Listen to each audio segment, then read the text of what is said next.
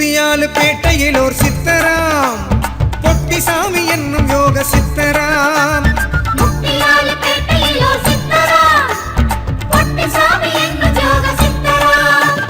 பக்தியோடு வேண்டி வரும் அன்பருக்கு வாழ்வினிலே முக்தியோடு மேன்மை தரும் சித்தராம். அவரே பொட்டிசாமி என்னும் ஞான சித்தராம். முத்தியாலுப்பேட்டையில் ஓர் சித்தராம், பொட்டிசாமி என்னும் யோக சித்தராம்.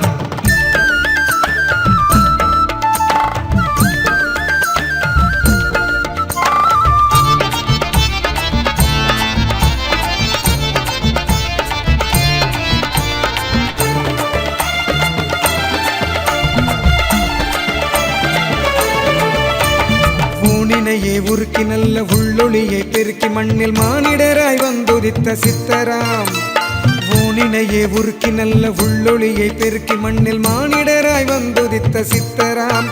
அரும் ஞானமதில் முதிர்ந்த இந்த ஞானத்தை காத்திடவே வான்கதிராய் வந்துதித்த சித்தராம். அரும் ஞானமதில் முதிர்ந்த இந்த ஞானத்தை காத்திடவே வான்கதிராய் வந்துதித்த சித்தராம். சித்தராம் யோக சித்தராம், சாமியாம் பொட்டி சாமியாம். முத்தியாலுப்பேட்டையில் ஓர் சித்தராம், பொட்டிசாமி என்னும் யோக சித்தராம்.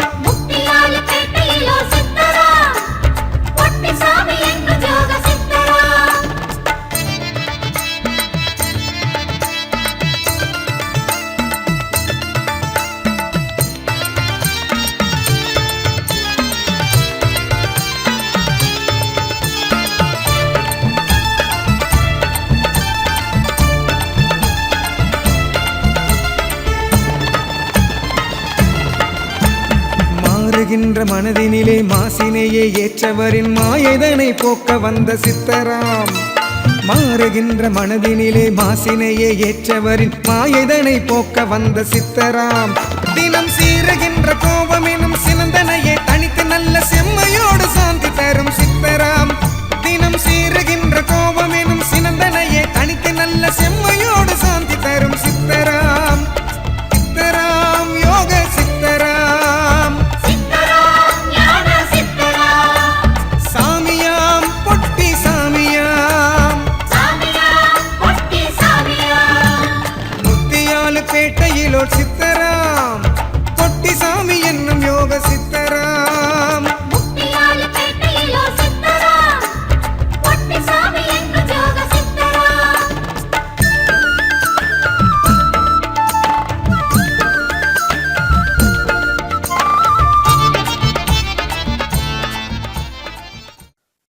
ஓம் கொடீஸ்வராய நமக.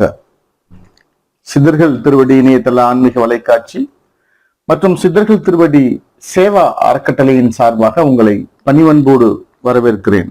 நான் உங்கள் சித்தர்கள் திருவடி சிவபாதசேகரன். வணக்கம். அதிசய சித்தர்கள்ல இன்னைக்கு நம்ம பார்க்க போறது பொட்டி சித்தர், பிரம்மானந்த சுவாமிகள் என்கிற பொட்டி சித்தர். இவருடைய ஜீவபீடம் காஞ்சிபுரத்திலிருந்து சென்னை போகும் அந்த வழியில முத்தியால்பேட்டை அப்படின்ற ஒரு 5 to 6 கிலோமீட்டர் தொலைவில் இருப்பதுதான் இந்த முத்தியால்பேட்டை. அங்க முன்பு இருந்த ஒரு இலுப்பை மரத்துல அவர் ஏற்கனவே நிஷ்டையில இருந்ததுனால அங்கேயே ஒரு ஜீவசமாதி கொண்டிருக்கிறார். இவருடைய வாழ்க்கை வரலாறு என்னங்கிறதெல்லாம் நம்ம பார்க்கலாம். பொட்டி சித்தர் அப்படிங்கிற ஒரு பெயர் காரணம் இல்லை. பொதுவா எல்லா சித்தர்களுக்கும் ஒரு பெயர் காரணம் இருக்கும். ஏற்கனவே நம்ம வரிசையை நம்ம பார்த்துட்டு இருக்கோம். பாட்டி சித்தர், மூட்டை சித்தர், வழுக்கு சித்தர், கொடிசாமி, சட்டி சித்தர், மாயம்மா, அப்பா பைத்தியம் சாமி, இப்படி ஏதோ அவருடைய உண்மையான பெயரை தாங்கி இல்லாமல் அவருக்கு ஒரு அடைமொழி ஒரு பெயர் ஒன்று இருக்கும். எதை சார்ந்து இருக்கிறார்களோ, மக்கள் என்ன நினைக்கிறார்களோ அதை சார்ந்து வழக்கமாக அன்பால் பெயர் சூட்டப்படுவது இந்த சித்தருக்கு. மூக்குப்படி சித்தர், பொடிமட்டை சித்தர், இப்படி நிறைய இருக்கு. ஆனால் பொட்டிசாமி அப்படின்றது அவங்க அப்பா அம்மா வச்ச பேரே பொட்டிசாமி தான். பொட்டி என்றால் அவர் வந்து கன்னட சைனீகர் அந்த மரபு வழிப்படி அவங்க வந்திருக்காங்க. அவங்க அது வந்து கோவூர் குடும்ப பரம்பரை அப்படின்னு அதுல ஒரு பிரிவு இருக்குது. கன்னட சைனீகர் இன்றும் அவருடைய சமூகத்தினர் அவர்களை கொண்டாடி மகிழ்ந்து கொண்டிருக்கிறார்கள். அந்த பொட்டி என்பது சிறிய அப்படின்னு ஒரு அர்த்தம் இருக்கணும். அவருக்கு பேரே வந்து பொட்டி செட்டியார் தான் பேர் வச்சிருக்கிறாங்க. இவர் வந்து 1824 வருடம் வந்து சித்திரை மாதம் 11ஆம் நாள் இந்த மண்ணுலகில் அவதரித்திருக்கிறாங்க. அவர் பேர் வந்து பொட்டி செட்டியார். பொட்டி என்பது கன்னடத்தில் சிறிய என்பது பொருள். தமிழ்ல நீங்க ஒரு சினிமா பார்த்தீங்கன்னா மிக சிறந்த அப்படின்னு கூட அதுக்கு ஒரு அர்த்தம் உண்டு. எதை வைத்து அவர்கள் அப்படி என்ற பெயர் வைத்தார்கள் என்று தெரியவில்லை. ஆனால் இறுதி வரை அவருக்கு பொட்டி சித்தர் என்றே அவருக்கு வந்து பேராச்சு. அப்ப பிரம்மானந்த சுவாமிகள் அப்படின்னு என்ன? சிறு வயதில் அவர் வந்து ஆன்மீக அந்த நாட்டத்தில் ஈடுபட்டதால் அவர் வந்து பிரம்ம அந்த ஆனந்தத்தில் ஈடுபட்டதால் அவர்கள் மக்களால் அவருக்கு வந்து பிரம்மானந்த சுவாமிகள் அப்படிங்கிற பெயரை அவர்கள் வந்து மக்களால் சூட்டப்பட்டிருக்கிறது. பொதுவா இவருடைய குருநாதர் யாரு, இவருடைய சிஷ்யர் யாருன்னு நம்ம வந்து பார்த்துட்டு வரோம் அதிசய சித்தர்கள்ல. இவருடைய குருநாதர் அப்படின்னா அஸ்தலிங்க சுவாமிகள். போன பதிவுல நாம பார்த்தோம் இல்லையா? அவங்க அஸ்தலிங்க சுவாமிகள் அப்படிங்கிற அவருடைய குருநாதர். இவருடைய சீடர் வந்து கோவிந்தராஜு சுவாமிகள். இவருடைய ஜீவ சமாதியும் அருகேதான் அமைஞ்சிருக்குது. சோ இந்த காஞ்சிபுரத்திலிருந்து 5வது அல்லது 6வது கிலோமீட்டர் தொலைவில் இருக்கும் இந்த முத்தியால்பேட்டையில் அவதரித்து என்ன மாதிரியான சித்து விளையாட்டுகள் எல்லாம் பொட்டி சித்தர் அவங்க செஞ்சாங்க அப்படிங்கிறது நம்ம பார்க்கிறோம். அவங்க வந்து சிறு வயதிலே வந்து நெசவு தொழில் அவங்க குடும்பம் பண்ணிட்டு வந்திருக்காங்க. இந்த நெசவு தொழில வந்து சின்ன வயசுல அவங்க வந்து ஸ்கூலுக்கு அனுப்புறாங்க. பிறவிலேயே ஞானம் பெற்ற பொட்டி சித்தர் இல்ல பொட்டி செட்டியார் அங்க போய் ஸ்கூல்ல போயிட்டு பாத்தீங்கன்னா டீச்சருக்கு மேல இவர் சொல்ல ஆரம்பிக்கிறார். டீச்சர் ஒண்ணு சொல்றாரு, அதுக்கு மேல அவர் சொல்றாரு. அவராலே விளங்கி கொள்ள முடியாத அளவிற்கு ஞானம் இவருக்கு இருக்குது. ஒரு கட்டத்தில் அவரால் வந்து பள்ளியில் தொடர்ந்து படிக்க முடியாத ஒரு சூழ்நிலை, வெளியே வராரு. குடும்ப தொழிலான நெசவு தொழிலை எடுத்துக்கிறாங்க. ஆனால் நெசவு தொழிலை பண்ணும் பொழுதும் காலையில் எழுந்து குளித்துவிட்டு நெற்றி நிறைய திருநீர் அணிந்து கொண்டு நெசவு தொழிலை ஆரம்பிப்பார். திரும்ப பாத்தீங்கன்னா அவர் பணிகள் எல்லாம் முடித்து விட்டு மாலை நேரத்தில் மறுபடியும் குளித்து விட்டு திருநீர் அணிந்து விட்டு தன்னுடைய ஆன்மீக அந்த நாட்டத்தில் தான் இருக்குது. அவருடைய முழு வாழ்க்கையும் வந்து ஆன்மீகத்திலேயே நாட்டம் கொண்டது. சின்ன சின்ன பசங்கள் எல்லாம் விளையாண்டு இருக்கிற அந்த பருவத்துல கூட இவரால வந்து விளையாட முடியாத இந்த ஆன்மீக நாட்டத்தில் தான் இருக்குது. இப்படித்தான் இவருடைய வாழ்க்கை போகுது. அதுக்கப்புறமா வந்து அவங்க வளர்ந்து வர்றாங்க. வளர்ந்து வரும்போது அவங்களுக்கு வந்து திருமணம் செய்யறதுக்கு தன்னுடைய உறவினர்கள் பொண்ணை வந்து திருமணம் செய்யறாங்க. அப்போதெல்லாம் அந்த பால்ய திருமணம் தானே, சின்ன வயசு தானே குழந்தை. அப்போ ஒரு பெண்ணுக்கெல்லாம் பாத்தீங்கன்னா பூ பெய்தாத நிலை. இப்ப ஏற்கனவே நம்ம சர்க்கரை அம்மாள் பார்த்தோம் பாருங்க. இது மாதிரி கருணாம்பிகை அம்மா இருக்காங்க திண்டுக்கல்ல, சர்க்கரை அம்மாள் திருவாயூர்ல. இவங்களெல்லாம் பாத்தீங்கன்னா திருமணம் வந்து பூ பெய்தாத நிலையில தான் அவங்க வந்து பண்றாங்க. இப்ப இவருக்கும் அதே போன்று ஒரு திருமணம் நடத்தி வைக்கப்படுகிறது. இந்த திருமணத்தில் வந்து தனித்தனியா இருப்பாங்க. பூ எய்தும் வரை அவர்கள் பெண் வீட்டாரில தான் இருப்பாங்க. அந்த திருமணம் முடிகிறது. பிறகு வந்து இவங்க வந்து தன்னுடைய மனைவி பூ பெய்துறாங்க. திரும்ப வந்து குடும்ப சங்கீதம் சார்பாக ஒரு ஃபார்மாலிட்டிஸ்க்கு முதலிரவு அப்படிங்கிறது ஒண்ணு பண்றாங்க. பண்றதுக்காக அதுக்கான ஏற்பாடுகள் எல்லாம் நடந்துட்டு இருக்குது. முதலிரவு அன்னைக்கு பொண்ணு அலங்காரம் எல்லாம் பண்ணிட்டு உள்ள வர்றாங்க. இவரும் உள்ள போறார். போன உடனே இவரால் அங்க நிலைத்து நிற்க முடியவில்லை. உடனடியாக அவர் வந்து முதலிரவு அறையை விட்டு வெளியே போறார். அந்த பொண்ணு வந்து அலறி அடிச்சுக்கிட்டு வெளியே வந்து சொல்லுது, இது மாதிரி என்னன்னு எல்லாரும் கேட்கிறாங்க. இல்ல அவரு முதலிரவு அறையை விட்டு வெளியே வந்துட்டாரு அப்படின்னு. அங்க இருக்கிற அந்த உறவினர்கள், குடும்பத்தார், கிராம மக்கள் எல்லாரும் தேடுறாங்க. தேடி பார்த்தா அவர் எங்கேயுமே கிடைக்கல. அந்த அலங்கார அந்த உடையோட வெளியே போனவர் தான். ஆனால் மறுநாள் காலையில் பார்த்தா இன்னைக்கு நீங்க பார்த்துட்டு இருக்கிற இந்த ஜீவசமாதி ஒரு காலத்தில் அந்த அந்த கரையோரம் ஒரு இழுப்பு மரமா இருந்தது. அந்த மரத்துலதான் அவர் வந்து நிஷ்டையில் இருந்திருக்கிறார். அதாவது தியானத்தில் இருந்திருக்கிறார். இந்த தியானம் வந்து சிறு வயதுல இருந்தே இருக்குது. இப்ப நிஷ்டையில் இருக்கிறாங்க.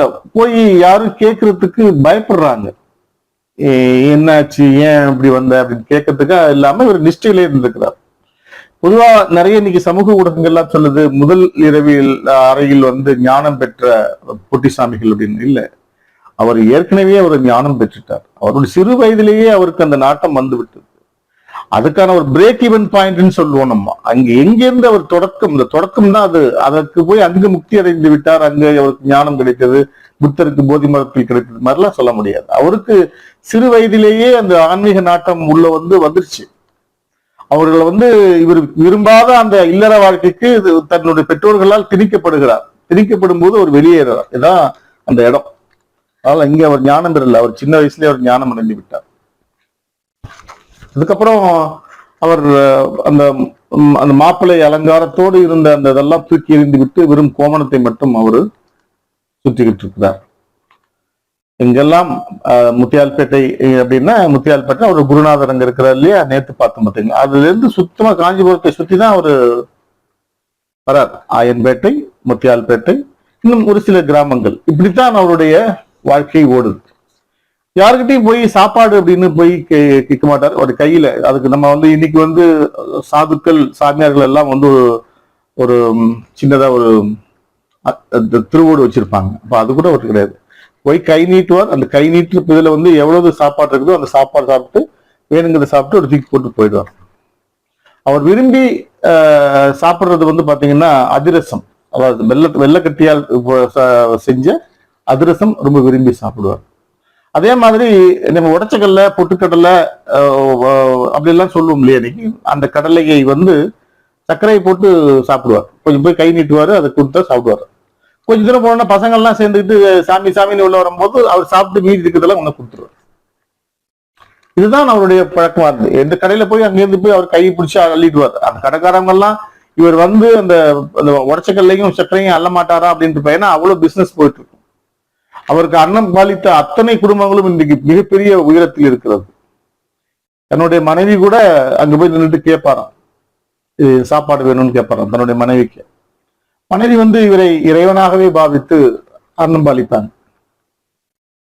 இப்படி அவருடைய வாழ்க்கை போகுது. இவருடைய குருநாதராக நம்ம அஸ்தலிங்க சுவாமிகளை போவாங்க. அங்க போவார். அங்க போய் உட்கார்ந்து இருப்பாங்க. ஏற்கனவே நம்ம பார்த்தோம், அஸ்தலிங்க சுவாமிகள், ஞானமணி சுவாமிகள், பொட்டி சித்தர். ஏன்னா அஸ்தலிங்க சுவாமிகளுக்கு இரு சீடர், ஒன்னு பொட்டி சித்தர், இன்னொன்னு ஞானமணி சித்தர். இவங்க ரெண்டு பேருமே அங்க ஒரு இடம் ஒண்ணு காமிச்சு, போன காணொலியில் நீங்க பார்த்தா போய் பாருங்க, உங்களுக்கு தெரியும். அந்த இடத்துலதான் இவங்க எல்லாம் தங்கி இருப்பாங்க. இப்ப இருக்கிற அந்த இடம் இல்ல, ஜீவசமாதி அஸ்தலிங்க அவர் தங்கி இருந்த அறை தனிய பக்கத்துல இருக்கு.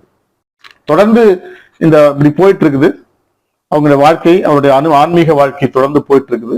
அதுக்கு ஒரு கட்டத்துல நிறைய சித்து விளையாட்டுகள் எல்லாம் செய்ய ஆரம்பிச்சாங்க.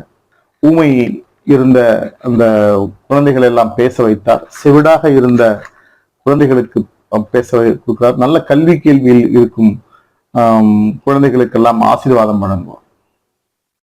போவார். அங்க போயிட்டு இருக்கும்போது அவருக்குன்னு போக மாட்டார், போயிட்டே இருப்பாரு.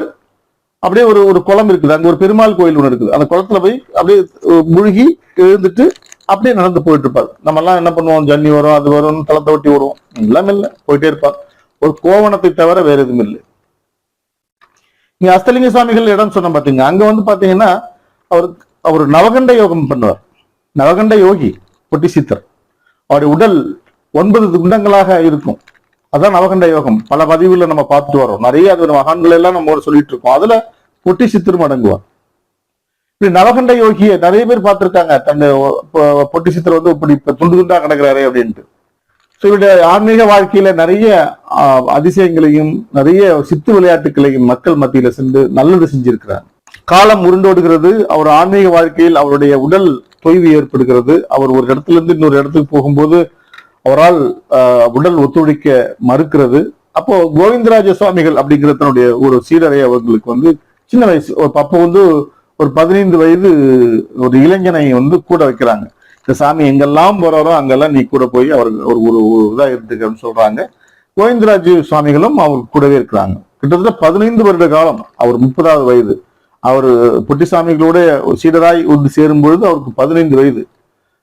அவர் முக்தி அடையும் போது 1915 அவர் முக்தி அடையும் போது அவர் கோவிந்தராஜ் சாமிகள் 30 வயது. அது வரைக்கும் அவர் கூடவே 15 வருடம் கூடவே பயணிக்கிறார். அப்படி பயணிக்கும் போது ஒரு கட்டத்துல வந்து ஒரு முக்தி நிலை வந்துருச்சு. வரும்போது காஞ்சிபுரத்துல ஒரு இடத்துல அவங்க போய் ஒரு வீட்டுல வந்து சாப்பாடு கேட்கிறாரு. கையில தான் நீட்டுவார், கையில சாப்பாடு கேட்கிறாரு. சாப்பாடு கேட்டோன்னா அங்க சாப்பாடு இல்ல சாமி, அந்த கம்பன் கூழ் இருக்குது, சாப்பிட்றீங்களான்னு கேட்டது. அதை அந்த கம்பன் கூழை வாங்கி குடிச்சிட்டு அங்க இருக்கிற பக்கத்துல இருக்கிற ஒரு குளத்துல குளிச்சுட்டு அப்படியே இறங்கி வந்து ஒரு இடத்துல வந்து நிஷ்டையில இருந்திருக்கிறார். அவர் நிஷ்டையில இருக்கும் பொழுதே அவர் ஜீவமுக்தி அடைஞ்சிருக்கிறாங்க. இது வந்து 1915ஆம் ஆண்டு சித்திரை திங்கள் அவர் வந்து ரேவதி நட்சத்திரத்துல அவர் வந்து முக்தி அடைஞ்சார். அதோட நாள் போன சனிக்கிழமை அன்னைக்கு அவருக்கு குரு பூஜை நடந்தது. இந்த குரு பூஜை காணொலியை தான் இப்ப நீங்க பார்க்க போறீங்க. அங்கிருந்து என்ன பண்றாங்க, இங்க முத்தியால்பேட்டையில இருந்து தேடுறாங்க. எங்கெல்லாம் சாமி போறாங்களோ அங்கெல்லாம் போய் அயன்பேட்டை அங்கெல்லாம் போய் தேடுறாங்க. எங்கும் அவர் காணவில்லை. இறுதியாக அவர் வந்து இங்க காஞ்சிபுரத்துல நிஷ்டையில் இருந்து கொண்டு அவர் முக்தி அடைந்து விட்டார் அப்படிங்கிற செய்தி வருது. அப்புறம் அங்கிருந்து அவரை அழைத்து கொண்டு அவர் ஏற்கனவே ஒரு இந்த இருப்ப மரம் இருக்கு இல்லைங்களா, இன்னைக்கு நீங்க பார்த்துட்டு இருக்கிற இந்த ஜீவ சமாதி அந்த இடத்துல அதை வச்சு அவங்களுக்கு வந்து ஜீவ சமாதி பண்ணியிருக்காங்க. அது மகா சமாதி, ஆனால் அவர் ஜீவ சமாதி தான். அவர் அங்க அவர் தான் அவர் முழுதுமாக அங்க நிஷ்டையில் இருந்தது. நிறைய பிரச்சனைகள் எல்லாம் அந்த சமாதிக்கெல்லாம் வந்தது, கட்டக்கூடாது என்பது போல அதெல்லாம் முறியடித்து விட்டு அவருக்கு ஜீவ சமாதி மிக பிரம்மாண்டமாக நடந்துட்டு இருக்குது. 110 வருஷத்துக்கு மேல இன்னைக்கு வந்து அவருக்கு ஒரு ஜீவ சமாதி நடந்துட்டு இருக்குதுன்னா அது சாதாரண விஷயம் இல்லை. அந்த கன்னட சைனிகர் அந்த பரம்பரையில் வந்த அந்த மக்கள் எல்லாம் ஒன்று கூடி அவருக்கு மிகப்பெரிய ஒரு ஜீவ சமாதியை எழுப்பி ஒவ்வொரு ஆண்டும் வந்து அந்த மிகச்சிறந்த முறையில் அவருக்கு குரு பூஜை விழாக்கள் மற்றும் இதெல்லாம் நடத்திட்டு இருக்காங்க. வெறும் குரு பூஜை மட்டும் சிறப்பா இல்லை, ஒவ்வொரு நாள் நித்திய அன்னதானம் நடந்துட்டு இருக்குது. முக்கிய நாட்கள்ல அன்னதானம் நடக்குது. அமாவாசை மற்றும் பௌர்ணமி தினங்கள்ல சிறப்பு பூஜைகள் எல்லாம் நடந்து கொண்டிருக்கிறது. ஸ்ரீசித்தருடைய அருள் உள்ளவர்கள் அவருடைய விருப்பம் இருந்தால் நிச்சயமாக நீங்க அவரை போய் தரிசிக்க வேண்டிய கட்டாயம் ஏற்படும். அவருடைய அனுமதி இல்லாமல் நீங்கள் அங்கே செல்ல முடியாது. அவரை நீங்கள் மனமுருகி வேண்டி அங்க போய் நின்னீங்க அப்படின்னா நிச்சயமா வந்து அவருடைய அருட்கடாட்சம் உங்களுக்கு கிடைக்கும். இன்னைக்கும் அவர் முக்தி அடைந்த பிறகும் கூட வாய் பேசாத குழந்தைகள் பேசி இருக்கிறது, செவி அந்த திறன் இல்லாத குழந்தைகள் அந்த கேட்கும் திறனை பெற்றிருக்கிறது. நிறைய பேர் வந்து இன்னைக்கு அந்த படிப்பு சம்பந்தமா வந்து வேண்டிக்கிறாங்க. அதெல்லாம் இங்க நடந்துட்டு இருக்குது. ஒவ்வொரு அதிசயங்களும் இங்கே அவர் அருவமாக இருந்து கொண்டு அவருக்கு மக்களுக்கு ஆசி வழங்கி கொண்டிருக்கிறார். உருவமாக இருந்தும் அவர் இதே சித்து விளையாட்டுக்களை செய்ததை போல இன்று அருவமாகவும் நின்று அவர் அனைத்து மக்களுக்கும் அவர் வந்து ஆசி வழங்கி கொண்டிருக்கிறார். காஞ்சிபுரத்திற்கு நீங்கள் ஆன்மீக பயணம் மேற்கொள்ளும் பொழுது காஞ்சிபுரத்திலிருந்து முன்னே இருக்கும் இந்த ஏற்கனவே நேற்று சொன்னோம் அஸ்தலிங்க சுவாமிகள் ஐயன்பேட்டை, அதை தாண்டி தான் நீங்க வந்து சென்னையிலிருந்து போகும்பொழுது ஐயன்பேட்டை தாண்டி தான் நீங்க முத்தியால்பேட்டை வரும். ஸோ இந்த முத்தியால்பேட்டையில பிரதான சாலையிலேயே இடதுபுறமாக அவருடைய பேருந்து நிறுத்தத்துக்கு இடதுபுறமாகவே பிரம்மானந்த சுவாமிகள் என்கிற புட்டிசாமிக்கு அவருடைய ஜீவ சமாதி அமைஞ்சிருக்குது. போய் தரிசனம் பண்ணிட்டு அதுக்கப்புறம் நீங்க உங்களுடைய காஞ்சிபுர ஆன்மீக பயணத்தை நீங்க தொடரலாம். அதுக்கு எதிர் திசையில தான் வந்து இவருடைய சீடர் கோவிந்தராஜு அவருடைய ஜீவ சமாதியும் அங்க இருக்கு. அதையும் நீங்க தரிசனம் பண்ணலாம். இப்போ ஏன்னா இன்னும் கட்டுமான பணி இன்னும் முடியல. அவருடைய அந்த லிங்க எல்லாம் வந்து இங்க அவருடைய குருநாதர் பொட்டி சித்தருடைய அந்த இடத்துல தான் வச்சிருக்கு. ஸோ மிக அருமையான ரம்யமான தெய்வீக கடாட்சம் கொண்ட இந்த இடத்துக்கு நீங்க வரணும்.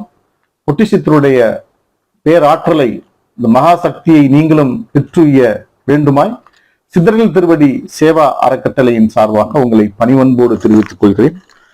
இந்த பொட்டி சித்தருடைய வாழ்க்கை வரலாற்றை ஏற்கனவே நம்ம வந்து ஒரு 5 வருடங்களுக்கு முன்பே நம்ம வந்து பதிவு செய்து சித்தர்கள் திருவடி இணையதள இந்த ஆன்மீக வலைக்காட்சிகளை பதிவு செஞ்சிருக்கோம். அதோட லிங்க் வந்து பாத்தீங்கன்னா டிஸ்கிரிப்ஷன் பாக்ஸ்ல கீழே கொடுத்துருக்கேன். நீங்க அதை கிளிக் பண்ணி பாருங்க. ஏன்னா இன்னைக்கு நான் பேசுற மாதிரி இருக்கு அவருடைய உண்மையான அந்த வாழ்க்கை வரலாற்று பின்னணிகளை எல்லாம் வந்து உங்களுக்கு நான் அதுல கொடுத்துருக்கேன். அதில் நீங்க பார்த்து அவருடைய வாழ்க்கை வரலாற்றை தெரிந்து கொள்ளுங்கள். இவருடைய முகவரி மற்றும் ஜீவபிட அந்த வரைபட கூகுள் மேப்பு அலைபேசி எண், தொலைபேசி எண் இவற்றையெல்லாம் அந்த டிஸ்கிரிப்ஷன் பாக்ஸ்ல கொடுத்திருக்கேன். அதை நீங்கள் பார்த்துவிட்டு வாய்ப்பு கிடைக்கும் பட்சத்தில் நீங்கள் அந்த பொட்டி சித்தரை தரிசனம் செய்ய இது ஏதுவாக இருக்கும். இந்த விவரங்கள் இது போன்ற நிறைய எண்ணற்ற சித்தர் பீடங்கள், எண்ணற்ற சித்தர்களின் வாழ்க்கை வரலாறு, அந்த காணொலியாக்கம், இதையெல்லாம் உங்களை ஒரே இடத்துல நீங்க பார்க்கணும் அப்படின்னா www.சித்தர்கள்திருவடி.com என்ற அந்த இணையதளத்தில் நீங்க போய் பாருங்க. இதுவரைக்கும் நீங்க சித்தர்கள் திருவடி இணையதள ஆன்மீக வலைக்காட்சியை நீங்க சப்ஸ்கிரைப் பண்ணலன்னா சப்ஸ்கிரைப் பண்ணுங்க. கூடவே ஒரு பெல் சிம்பிள் இருக்கும், அதையும் நீங்க பிரஸ் பண்ணுங்க. அப்பதான் நாங்க கொடுக்குற புதிய புதிய காணொலிகள்லாம் உடனுக்குடன் உங்களுக்கு வந்து சேரும். இந்த காணொலி பிடிச்சிருந்ததுன்னா ஒரு தம்ப் இம்ப்ரெஷன் ஒன்று கொடுங்க. அப்பதான் நாங்க இவ்வளவு தூரம் எஃபர்ட் எடுத்து உங்களுக்கு கொடுக்குற இந்த காணொலிக்கு நீங்கள் எங்களுக்கு கொடுக்கும் சன்மானம். இந்த காணொலி பத்தின மேலான கருத்துக்களை இந்த கமெண்ட் பாக்ஸ்ல நீங்க கொடுப்பீங்கிற நம்பிக்கையோடு இந்த காணொலியை நான் நிறைவு செய்கிறேன். மீண்டும் மற்றும் ஒரு இனிய காணொலியில் உங்களை சந்திக்கிறேன். அதுவரை உங்களிடமிருந்து விடைபெறுவது உங்கள் சித்தர்கள் திருவடி சிவபாதசேகரன். வணக்கம். வாங்க இப்போ நம்ம பிரம்மானந்த சுவாமிகள் என்னும் பொட்டி சித்தருடைய அந்த குரு பூஜை தரிசனத்தை நம்ம பார்க்கலாம். ஏன்னா குரு பூஜை அன்னைக்கு நடந்திருக்குது அந்த சித்திரை மாதம் அந்த ரேவதி நட்சத்திரத்துல. அதை காணொலியாக்கம் பண்ணியிருக்கேன். அவருடைய ஜீவபிட தரிசனத்தை நீங்க பார்க்கலாம். வணக்கம்.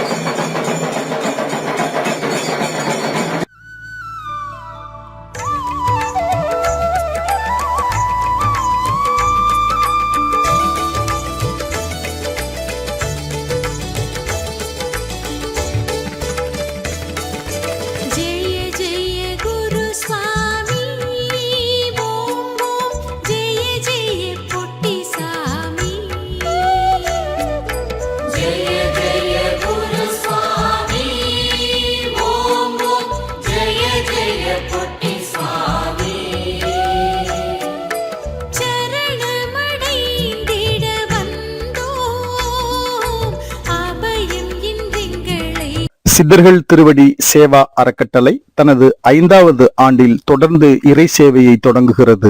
விலைக்கேற்ற கூட வழியில்லாத எண்ணற்ற சித்தர்களின் ஜீவபீடங்கள் மற்றும் திருக்கோவில்களுக்கு 1 மாதத்திற்கு தேவையான எண்ணெய் மற்றும் பூஜை பொருட்கள் வழங்கியும், சிதலமடைந்த தமிழக திருக்கோவில்கள் மற்றும் சித்தர் பீடங்களை திருப்பணி செய்து புதுப்பிக்க தேவையான செங்கல், மணல் மற்றும் சிமெண்ட் போன்ற கட்டுமான பொருட்களாகவோ அல்லது அதற்கு இணையான நிதியாகவோ வழங்கி வருகிறது. மேலும் சாலையோரங்களில் வாழும் ஆதரவற்றவர்கள், அனாதைகள், வாழ்வாதாரம் இழந்தவர்கள் மற்றும் ஏழை எளியோர்கள் சுமார் 200 பேர்களுக்கு ஒருவேளை அன்னதானத்தை சித்தர்கள் திருவடி சேவா அறக்கட்டளையின் சார்பில் தொடர்ந்து வழங்கி வருகிறோம். இந்த ஒருவேளை அன்னதானம் வரும் காலங்களில் நித்திய அன்னதானமாக வழங்கி மகிழ சித்தர்கள் திருவடி சேவா அறக்கட்டளை முன்னெடுத்து வருகிறது. சித்தர்களின் விருப்பம் போல நாம் பசித்தோருக்கு அன்னம் பாலிப்பது என்பது சித்தர்களுக்கு நாம் செய்யும் சேவையாகும். நீங்களும் உங்கள் அருகாமையில் இருக்கும் ஏழை எளியோருக்கு உங்களால் இயன்ற அளவு அன்னதானம் செய்யுங்கள். உங்களால் அன்னதானம் செய்வதற்கு போதிய நேரம் ஒதுக்க இயலவில்லை என்றால் சித்தர்கள் திருவடி சேவா அறக்கட்டளை உங்கள் சார்பாக அன்னதானம் செய்ய காத்திருக்கிறது. உங்கள் குழந்தைகளின் பிறந்த நாள், இல்லத்தாரின் பிறந்த நாள், திருமண நாள், பெற்றோர்களின் நினைவு நாட்கள் மற்றும் உங்கள் இல்ல குடும்ப விசேஷ நாட்களில் சித்தர்கள் திருவடி சேவா அறக்கட்டளையின் மூலம் அன்னதானம் செய்யுங்கள். தானத்தில் சிறந்தது அன்னதானம். அதனை உங்கள் வாழ்வில் செய்து உங்கள் கர்ம வினைகளிலிருந்து விடுபட்டு ஏழையின் சிரிப்பில் இறைவனை காணுங்கள். அன்னதானம், பூஜை பொருட்கள் தானம் மற்றும் ஆலய திருப்பணி செய்ய விரும்பினால் 8438238921 என்ற சித்தர்கள் திருவடி சேவா அறக்கட்டளையின் எண்ணிற்கு உங்கள் நன்கொடையை ஜிபே அல்லது பேடிஎம் மூலம் அனுப்பி வையுங்கள். மேலும் அன்னதான விவரங்கள் மற்றும் வங்கி விவரங்கள் அறிய திரையில் தோன்றும் இணையதளத்தை பார்வையிடவும். என்றென்றும் இறை சேவையில் உங்கள் சித்தர்கள் திருவடி சேவா அறக்கட்டளை. சித்தர்கள் திருவடி இணையதள ஆன்மீக வலைக்காட்சியை நீங்கள் இதுவரைக்கும் சப்ஸ்கிரைப் பண்ணலன்னா சப்ஸ்கிரைப் பண்ணுங்க. கூடவே ஒரு பெல் சிம்பிள் இருக்கும், அதையும் நீங்க பிரஸ் பண்ணுங்க. அப்போதுதான் நாங்கள் கொடுக்கும் புதிய காணொளிகள் உங்களை உடனுக்குடன் வந்து சேரும். இந்த காணொளி உங்களுக்கு பிடிச்சிருந்ததுன்னா ஒரு தம்ப் இம்ப்ரெஷன் ஒன்று இருக்கும், அதை நீங்க பிரஸ் பண்ணுங்க. உங்களுடைய மேலான கருத்துக்களை கமெண்ட் பாக்ஸ்ல நீங்க பதிவு செய்யுங்க. எண்ணற்ற சித்தர் பெருமக்களின் ஜீவபீட தரிசனம் மற்றும் வரலாறு புத்தகங்கள், அவங்க இருப்பிட முகவரி, அலைபேசி எண், தொலைபேசி எண், இப்படி அத்துணை விவரங்களும் www.சித்தர்கள்திருவடி.com என்ற இணையதளத்தில் இருக்கிறது. அதை நீங்கள் இலவசமாக பதிவிறக்கம் செய்து கொள்ளலாம். மீண்டும் மற்றும் ஒரு இனிய காணொளியில் உங்களை சந்திக்கிறேன். அதுவரை உங்களிடமிருந்து விடைபெறுவது உங்கள் சித்தர்கள் திருவடி சிவபாத சேகரன். வணக்கம்.